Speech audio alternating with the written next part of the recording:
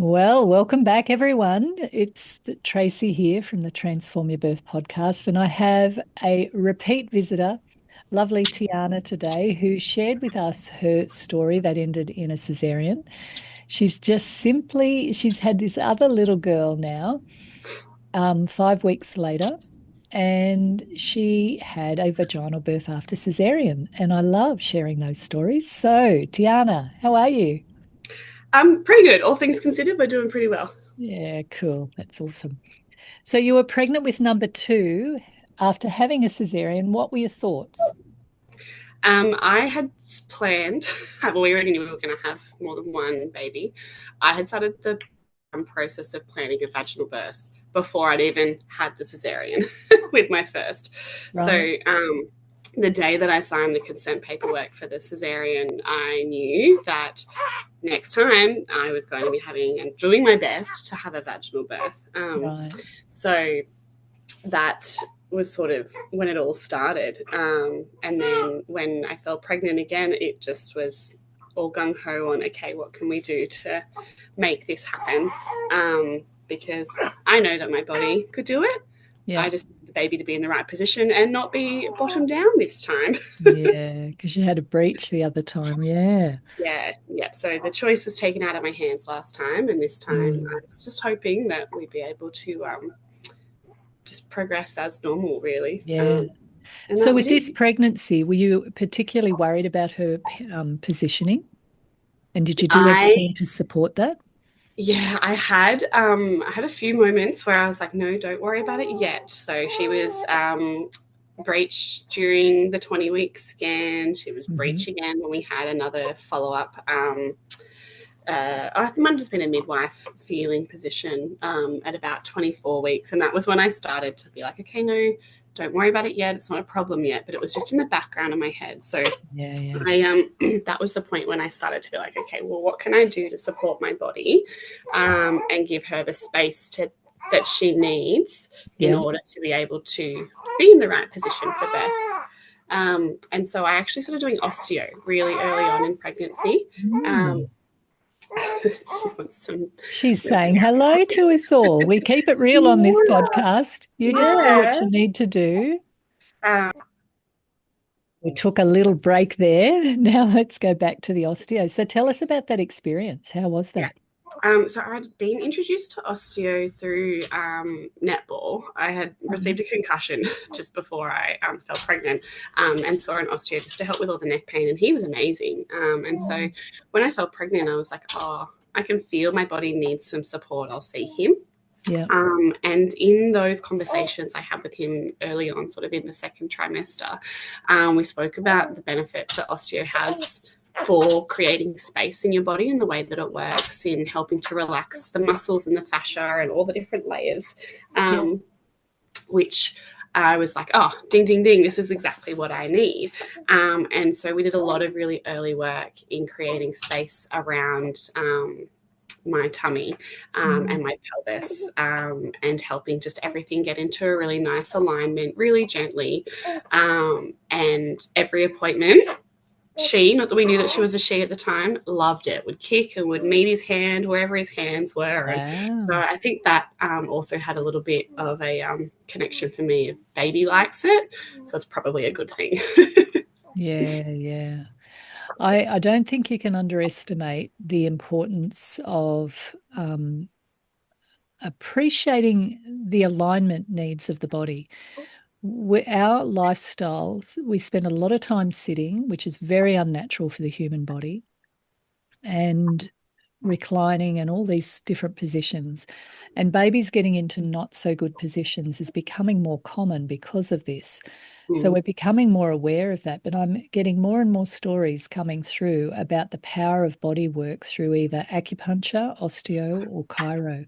People mm, who specialize in working with pregnant women, but also it can be very helpful for a baby when they're born because their little skeletal system is connected to the nervous system. And if things are out of alignment, and because they're so soft, that can happen, bringing things back into alignment can support feeding issues, it can support digestion, the comfort of the baby, whether the baby sleeps well or not. All of those things can have an impact. So I'm getting more and more powerful evidence around this sort of stuff. So did that make a difference to how you experienced your pregnancy as well? Yeah, I was much more comfortable and I had little to no pelvic pain at all. Wow. And when it did come on, I was able to just rest for a little bit and it would pass. Whereas with my Right. first pregnancy, from about 30 weeks, I had pelvic pain and it didn't stop, and I was wearing Right. belts and that sort of thing. But this time I was able to get by without all of that, which was really nice. Yeah, yeah.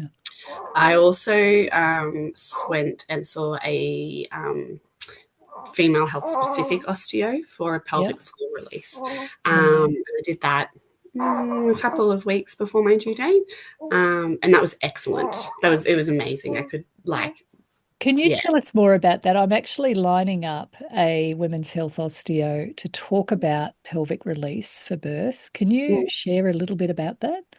Yeah, so I went to a clinic that my current osteo works between. He works between two, so I went down to that clinic and saw their most highly rated female health osteo, and it was great. There was a really good education session. I have a really good understanding of the female body anyway, Yeah. an excellent education on how our pelvic floor supports our body but our baby while we're pregnant, and then the role that it plays during birth as well. And then she did a little bit of an external feel how my pelvis sits, Yeah. and a little bit of adjustment there. And then I had an internal pelvic floor release, and it was really gentle, really conscious of the sacred space that the vagina is and how it has its own mind of it'll clamp itself up if it's uncomfortable. And so the whole experience was really quite relaxing for me, to be honest. Yeah, yeah. And I felt very safe and supported in that. And just, with really gentle touch, just a little bit of massage through different parts of the pelvic floor, because obviously Yeah. it's quite a lot that goes on in that space. And yeah, really helped. And I only needed the one release. And there was definite tightness on one side, which tracks with how my body sits and the back pain that I get and all these different things that all of a sudden make sense because something All internal is connected. not quite right. It's all connected, and tension Yes. in one part of the body travels. So it's very, very interesting. Thank you for bringing that up because this is a topic I'm wanting to explore on the podcast as well. So I'm in the throes of organizing that as we speak. Um, so that pelvic floor release. And so after, doing some of that body work, how are you feeling in terms of your confidence to give birth, and what other sort of prep did you do? My confidence never wavered. I have always just had this innate sense that labor and birth is something that I can do. And I was never concerned about the pain Yeah. because I've had all sorts of injuries in my life and I've been through pain and they've all been for rubbish reasons. Whereas this pain is for a reason. It's bringing a cute little human into the world, right? And so I was always excited for that challenge. So rather than needing confidence around actual birth, I needed confidence in knowing that the baby was going to come on the journey with me in positioning. So Right. I did a lot of prep physically and mentally about mentally trying to let go of any tension that I had about baby's position and the concept of it will be what it will be. Yeah. And in the end, it worked. And then I spent a lot of time moving my body.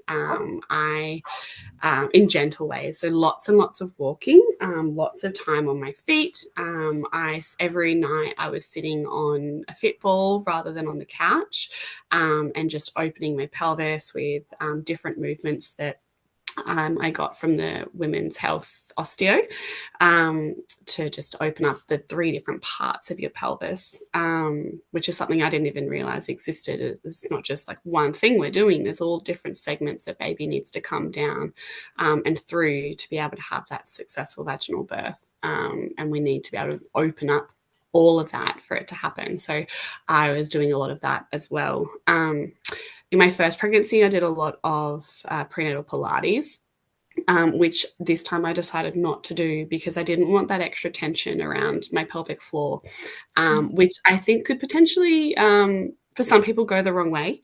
Yeah. And I think only because I have such an overactive, such a strong pelvic floor from my athletic history, that I wasn't too worried about being able to forgo that level of strength and support training. Yeah. So there were aspects where I was, walking and hiking and all of those things just to keep my body upright and keep that strength happening that way, and aspects where I was allowing my body lots of rest, Mm.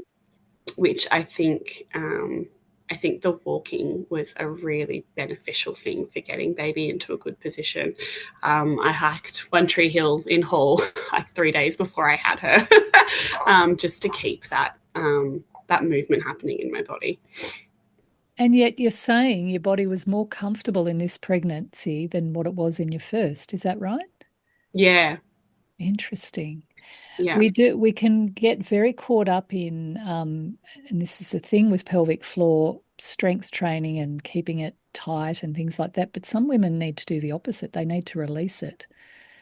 And there's no one size fits all, but our body has an incredible intelligence to it. And having people who can read the more subtle sides of how our body is communicating and then help us to bring our body into the best possible physiological version of it that we can, absolutely will support the birth process. That's just so interesting. Can I ask you a quick question about postnatally? Have you gone back to your health providers and had a post-birth check? Not yet. They're on the schedule for next week. So Right, part of yeah, the because week I'm postpartum checks. Yeah. right. I'd be really curious because that's the other good thing to do once you've got a good women's health physio, osteo, the people you go with to check um, after the birth and to see what sort of repair, recovery exercises and things like that to do to just maintain that part of our body because we often ignore it and forget about it. And when you get to my age, my darlings, and you have a big sneeze and you pee your pants, you realize, oh, jeepers, I should have done more of those exercises. Yeah. Yeah, I'm yeah. lucky in that I've had quite a good education in pelvic floor health through my netball club. We have a Yeah, partnership right. with Sound CBR, the Women's Health Yes. group. So they've done quite a few education sessions for us. So I have a really good understanding of how the role the pelvic floor plays, and you don't Yeah, even need to be pregnant or have had a pregnancy or had a baby for your pelvic floor to lose its strength over your life. And so it is of really course. important what you do to support that. So Yeah, I yeah. have really embraced the concept of being horizontal post birth, Mm, and letting my body just rest and recover with really gentle movements, just switching my pelvic floor on and off when I felt up to it. And then post 6 week check is when I'll start to actually mm, do a bit more targeted work in allowing my pelvic floor to be able to let me move again and do more mm. strength work and walking and those sorts of things. But Yeah. I've really embraced the concept of rest in this postpartum period. And thank What a goodness I have, to be concept. honest.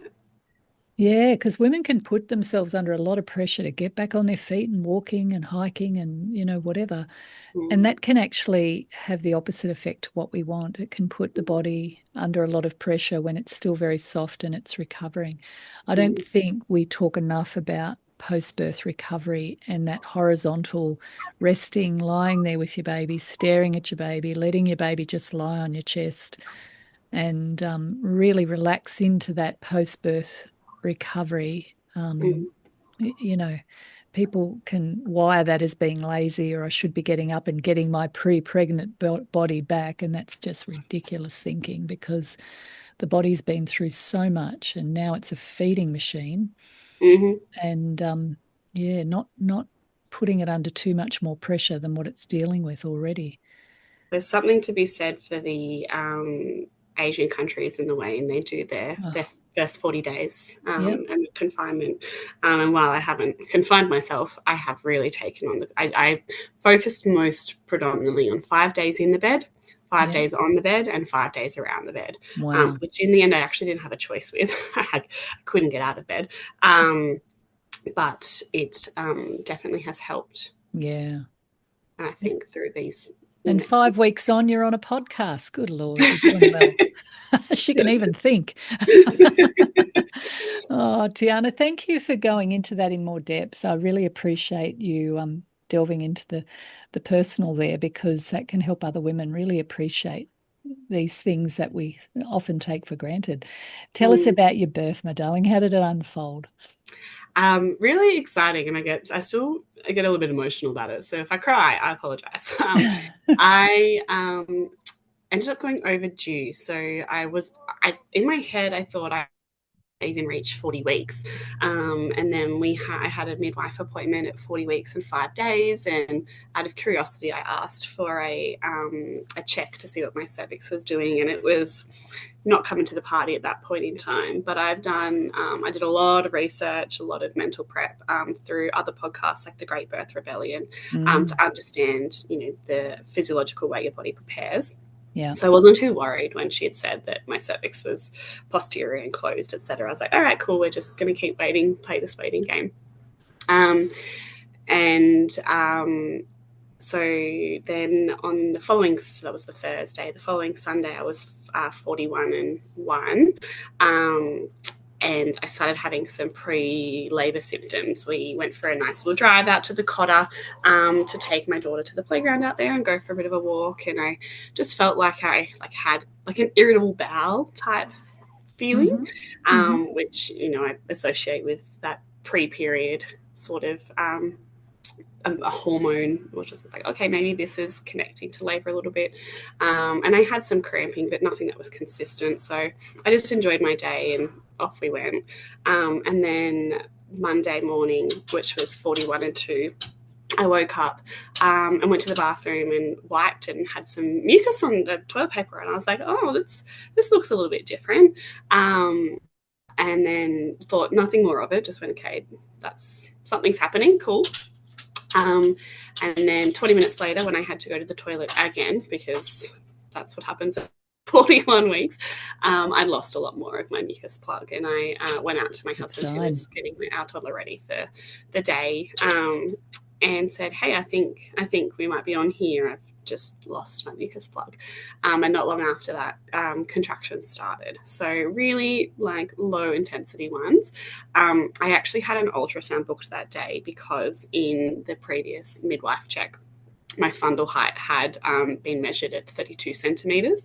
And I had a small baby the first time around. And so we knew the doctors were going to be questioning that, plus the fact that I was a vaginal birth after, or attempting a vaginal birth after cesarean. Having been a previous cesarean, I'm instantly labeled as high risk Hmm. for a uterine rupture. So I had to do a lot of prep work, I will say, to appease the doctors and just make sure that they understood that where I was coming from was from a place of education Hmm. in declining certain recommended medical things like not going overdue and not wanting a CTG during labour and those sorts of things. So we booked the ultrasound in just to tick the box. Appease. Yep, I didn't particularly want any third trimester scans because I know how inaccurate they are, particularly for size Hmm. and growth. All I cared about was there enough fluid? Was the umbilical cord doing its thing and placenta doing its thing? And was baby's heart rate okay? And so I went to the scan, which was at 9 a.m., contracting. I was having a contraction about one every 15 minutes or so. And then the things I cared about were fine. Enough fluid, enough the heart rate was good, sorry, and the umbilical cord was doing its job, and the placenta was still seemed quite happy. So that was really just confidence boosting in another way that my body Nice. we're on here, we've done the right thing. Um, Can I just come in there? I love how you were very, very clear in advocating for yourself from a place of education and knowledge to help counteract some of the medical recommendations, because it can be very difficult to do that. yeah, I And mentally prepped for it a lot. I was expecting a yeah, lot of pushback, but I was really fortunate in that all the doctors that I saw 3 different OBs through the hospital yeah, were all really supportive, with only a little bit of pushback on the constant CTG monitoring, yeah, which I just didn't particularly want unless there was need to. So, and I also fortunately was in the continuity of care program, and so had the same midwife the whole way through, and she also was a massive advocate, right. and was right there behind me. At all times, and we towed the line between policy and physiological birth, which was, Beautiful. And that's yeah, it was exactly nice to what you have need someone to on that do. journey. Yeah, policy's one thing, and that's a blanket approach. But at the end of the day, you want to look at what's going on with this specific pregnancy. What are the signs my baby's not doing well? It sounds Yeah, like you were ticking the boxes in the right way. Beautiful. yeah, So and what happened then? I was never about putting anyone in danger either. So No, that's of why I course not. was really conscious of the choices I made. Um, Mm. I after that, I actually went and voted because it was the week of the election. Okay, good for you. And given that I was contracting, I was like, okay, I think we're on here. I'd rather early vote than have to go and vote on Saturday with a newborn. So I went and did that, and yeah, stood in the line, contracting every 20 minutes or so, and then went home and rested on the couch. At that point, I timed just to see what Mm. was happening, and I had 6 within the hour, so they'd gone to one every 10 minutes or so. And so I was like, okay, I know where I'm at now. I can just rest and lay on the couch, watch some Netflix. Lunchtime rolled around, and I thought I'd take the dogs for a quick walk. So I did, because I knew, again, movement had been so great for me Yeah. through the pregnancy.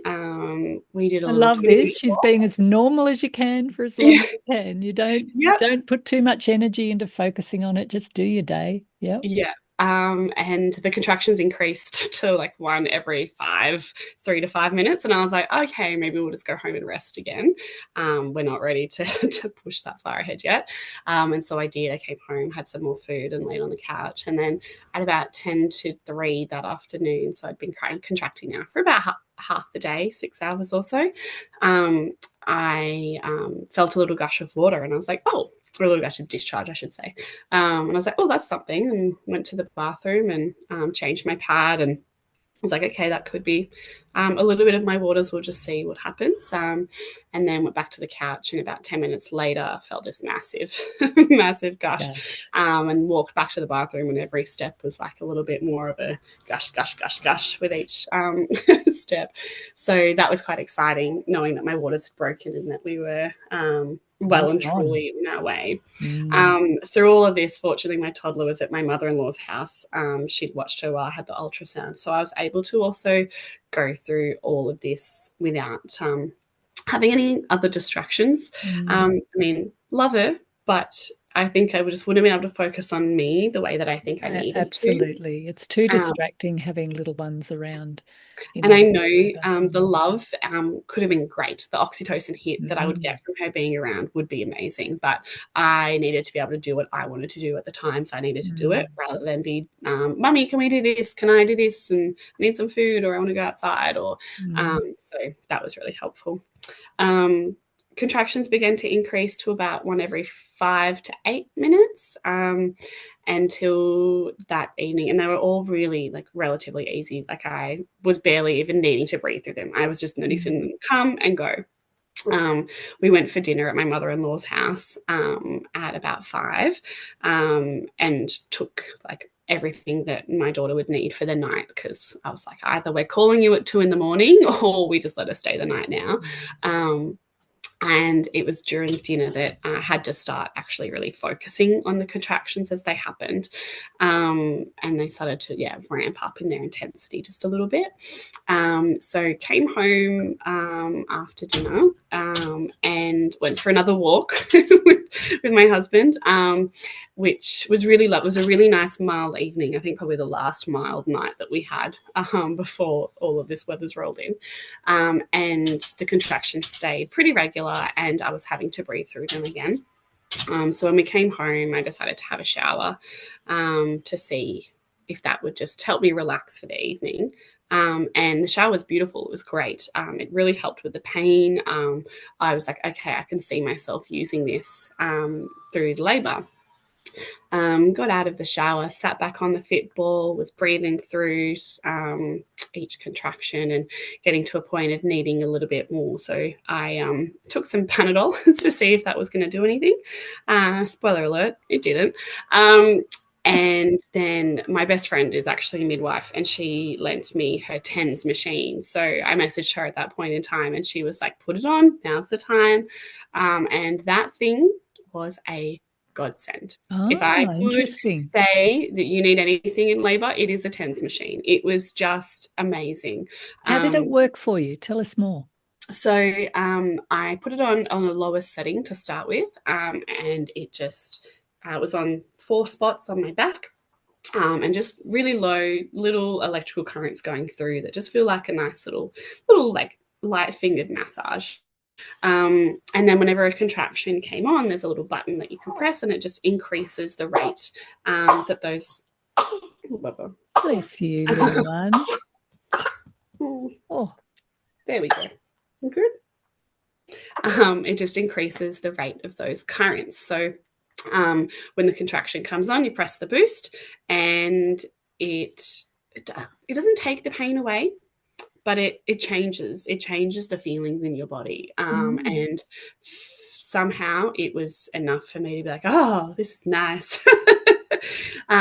So yeah, I started using that, and by now we're at about 8 o'clock. And I started timing contractions again, and they were one every 4 to 5 minutes. So the midwife had told me that we were looking for 3 contractions within 10 minutes, or, contractions being somewhere between 2 to 3 minutes apart, and for a good length of time before we made the call to go to hospital. So I was perfectly happy labouring at home. From all of the research that I had done, I know that women tend to labour better at home because it's your own environment. And for me, the longer I was at home, the less push for intervention that I had from doctors.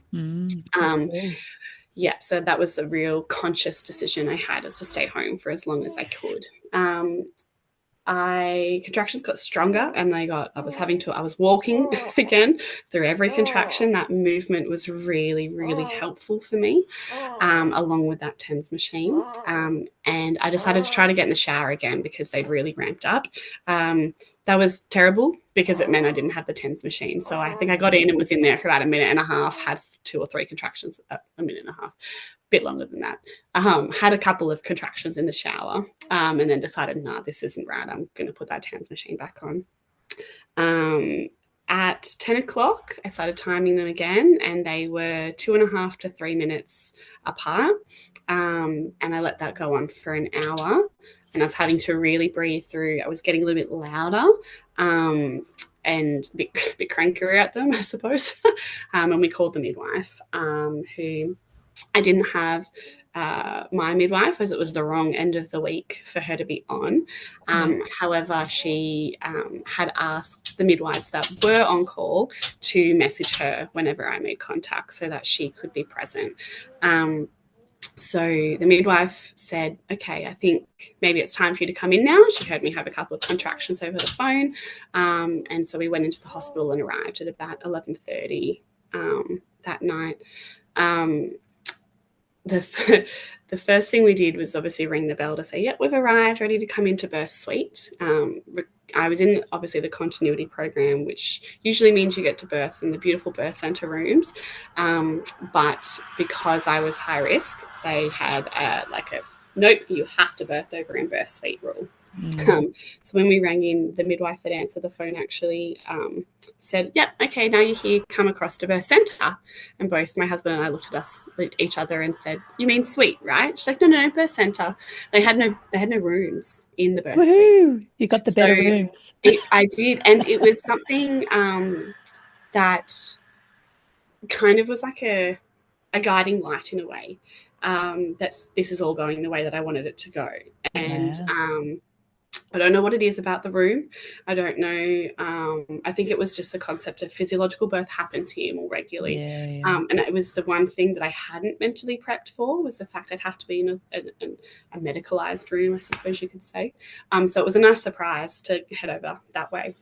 So I just kept laboring as I had been, using the TENS machine, walking through every contraction. By that point, I'd started really leaning on my husband and really grabbing him. He had a few little scars from my fingers on his arms. And then I found comfort at a certain point on the toilet. So I was just sitting down and able to, I was grabbing onto just the waistband of his pants with every contraction, and using that sort of counter force to help me get through, along with the boost on the TENS machine. We checked at that point, my underwear came off, and we saw in the pad that there was some discoloured liquid. And so the midwife checked that, and there was meconium picked up. So at that point, she was like, this is an indication that we should be using a CTG. And again, I'm so glad I'd done so much research. So I was like, okay, I recognize that, but can we just do increased Doppler checks? Because I know the reason for the CTG is to check baby's heart rate. Rather than continuously do that, let's use the Doppler more regularly. That way it's less intrusive on me and my body, and I can keep moving around the way I want to. So that's what we did, and everything was totally fine. And then at about 10 past 12, we got a call to say a room was ready for me in birth suite. So being the good girl that I am, in my head, I was like, yeah, okay, this is the one thing they wouldn't push back on. We're going. I'm going to get up and I'm going to go over there. So I stood up and I had a contraction and paused, and then walked over to the bed and then had another contraction and paused, and then got over to the door and had another contraction and fell to the floor. That was it. I was like, no, this one's different. Something's happening. So it was almost as if my brain, my body, the baby all knew that no, we're not going to get over to that birth suite. We're going to have that baby here. Oh, the gods of birth always surprise me. Yeah, yeah. Yeah. And so So interesting. I wasn't pushing, but my body was pushing, and I could Mm. feel her moving down, and I could feel that pressure through my pelvis. And I needed space in my body, essentially. So I got my underwear back off again, and was on all fours on the floor. Very uncomfortable, but very comfortable at the same time. I could Mm. feel the physical pain in my toes and my knees from the way I was sitting, but it was more comfortable in the way that I was opening my body for baby. Yeah. So I had, I think, a couple of contractions while I was there on the floor. And while we were there, the Dopplers kept being checked on baby's heart rate, and it was picked up that her heart rate had started to drop. So she was dropping down to about 80, which was okay because she was coming back up. Mm. The midwife suggested a position change. She's like, let's get you onto the bed. You can still be on all fours on the bed, be a bit more comfortable, and hopefully that'll help baby. And that was my moment of, I think, transition. When I stood up and walked to bed, I had another contraction, and I could feel baby's head pushing out. I swear it was out at that point.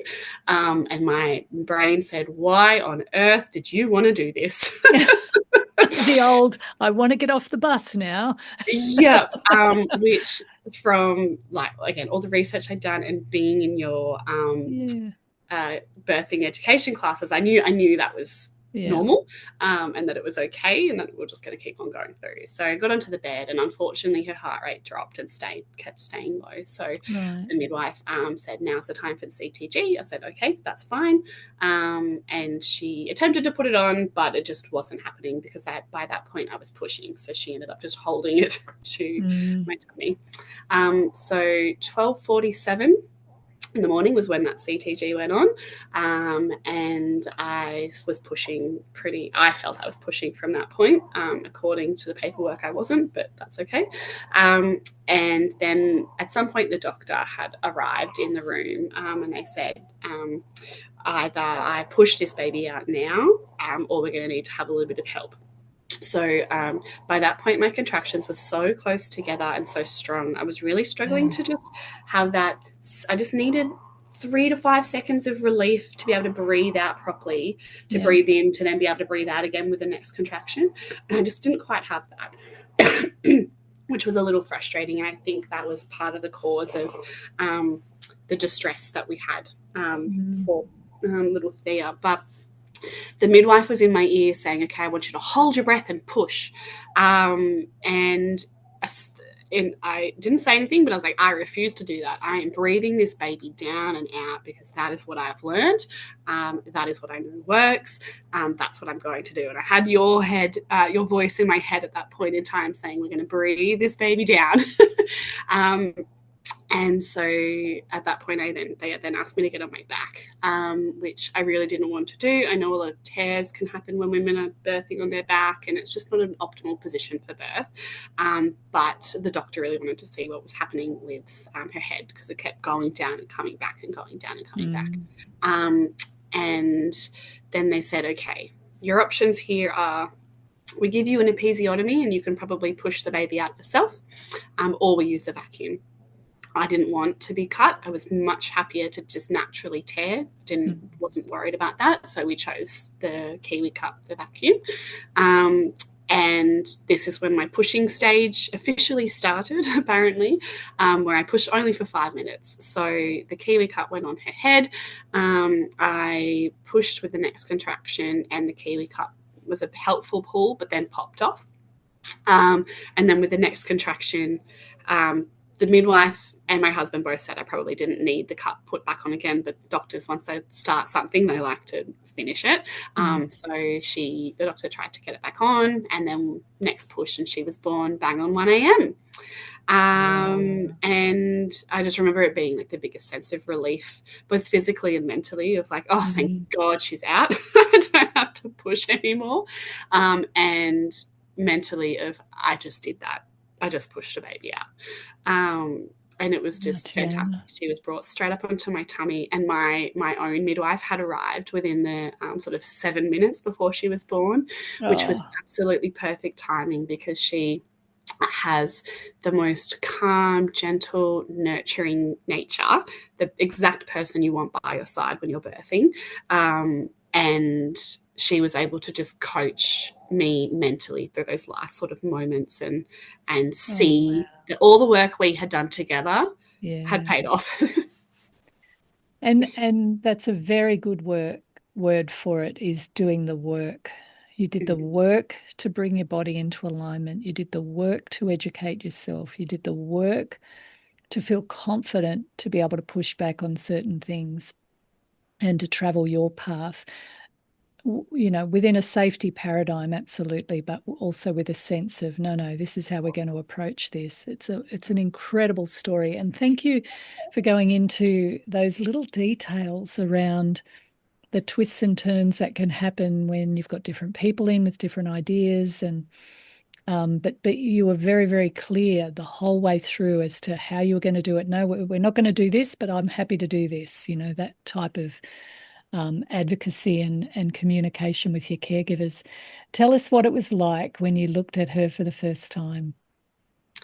Yeah, it was something for sure. She was quite low on my body because there was a little bit of a traction with the cord and a few different things happening there. But I just couldn't believe that there was a baby on my body. And then we just had this beautiful moment of myself and my husband just relishing in this post-birth experience. And I was able to have her on my chest straight away. We didn't know what gender she was at that moment, and it just didn't matter. We were just like, here's our baby. Until probably about 15 minutes later, when my husband was like, oh, should we see what we've got here? And I was like, oh, yeah. But in those moments, everyone just moves around you, and you're just in your little bubble yourself. So there was, I think I had about 4 midwives in the room, plus the doctor, plus the pediatrician in the end, because of how apparently stressed they were about the end of the birth. I wasn't stressed, but they were. And we didn't see or feel any of that, or at least I didn't. And Mother's Day was a week or two after she was born. And the reason I bring it up is my husband got a book for me, which is about being a mum. And on the inside cover, he had printed a photo of Delilah's birth in the theatre, a photo of Delilah and Thea together, and then a photo that I hadn't seen yet, which makes me emotional now, where Thea's on my chest. I'd pulled her up finally. I was able to have that little cuddle, and have the biggest smile on my face that just is like, holy crap, this happened, and I did it myself. And it's just such a gorgeous photo that I have to get my own copy of. Because it just, yeah, it was, and I think that photo summed up that moment. Wow. Of just complete and utter like joy in, yes, I have a baby because that's what this is about, but also I knew in my soul that my body could do this and I could do this. And having had the opportunity to do it, I did. So everything I had control over in that birth happened as I had hoped. And yes, we had intervention. Yes, I had a little bit of tearing, but I didn't, whatever, it didn't matter because I had control through every step of that. And only when health questions came in was when I was able to work with the doctor. And I think that's the key, is it was always about working with someone, never against them, never pushing back, but just finding that line with where it works. So yeah. That's beautiful. I might just pick up on that point, because advocacy does not mean pushing back for the sake of pushing back. Advocacy does not mean saying no. What it means is, thank you for that information. We're not just there yet. We're not ready to take on that decision yet. We might consider it further down the line. Yeah. So when you say no to someone, you're more likely to get a bit of a reaction. But if you say, oh, look, that's really good, and thank you for helping us to understand where you're coming from, at this point, we're probably choosing to decline. I'm not ready to go down that path, yes, at this point, but we might consider it further down the track. And what it does is it brings everybody on the journey together. We're not pushing people away. We're not disrespecting medical opinion or professional opinions. Always understanding that by the way, they're very varied. You'll get one doctor say one thing and another one say the opposite, and the same with the midwives. But the goal is to work with your caregivers, not against them. And I love that you've brought that little piece up.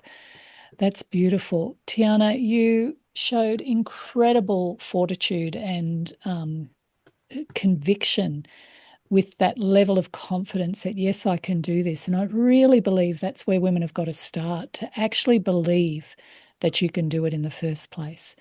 So much messaging we get in our world is we're not enough, and people say, oh, have the drugs, which basically is code word for you're not going to be able to cope with it. And I really rally against that. But your story is such a solid level of conviction. And even if you need help, you're still doing it. That whole believe in yourself, trust in yourself, know that your body's designed to do it, and cultivate that belief. And education, understanding of the process, working with your carers, not against them, and doing that body work, that preparation, the stuff that you have control over. We can't, control birth, but we can influence it. And you exercise that level of agency over those different factors that you knew would bring you into the best possible space for this birth to unfold. So, what did you learn about yourself? It's a good question. I think I don't think I learnt anything. I think I reinforced what I already knew. Oh, I love that. Yeah. Yeah. Good. It was always something that I knew I could do. And the birth itself was exactly how I had envisaged the labor. Everything was exactly how I thought it would be. This, process of just everything would slowly increase. Things would get closer together. Pain would get a little bit worse. And then eventually you'll have a baby. And that's exactly what happened. The unpredictability for me, and where I probably learnt more about myself, was in that first initial postpartum period, because I had my placenta just didn't want to didn't want to let go, Right. but had partially come off. So then I started bleeding, Right. and then had to have manual removal of the placenta and theta. I lost 2.5 liters of blood, Mm. and that sort of follow on in the first few days of being essentially anemic was when that was probably when I learnt the most about myself, which is you can surrender to the process when you have to. Mm. And there was such a flip of the pre-birth and post-birth. In pre-birth, I was in control of my decisions, and that's where I wanted to be. Post-birth, I was so happy for everyone else to tell me what to do and to do the things. So the minute that my midwife said, "Oh, look, we've got to worry about your placenta; it's not coming out," I said, "Cool, give me the needle." I was Mm. aiming for the physiological third stage, but I was like, at that point, I know we need active, so I'm going to do what you said. Mm. They're like, we need to take you to theatre. I was like, let's go. You need post birth, you need blood transfusion. Yep, give it to me. I need iron. Give it to me. You need to rest. Sure thing, I will. So I Surrender. completely surrendered to the Mm. care of everyone around me. Yeah. And we always talk about how it's really difficult to rest.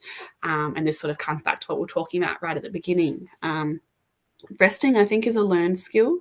It is something that you do have to practice.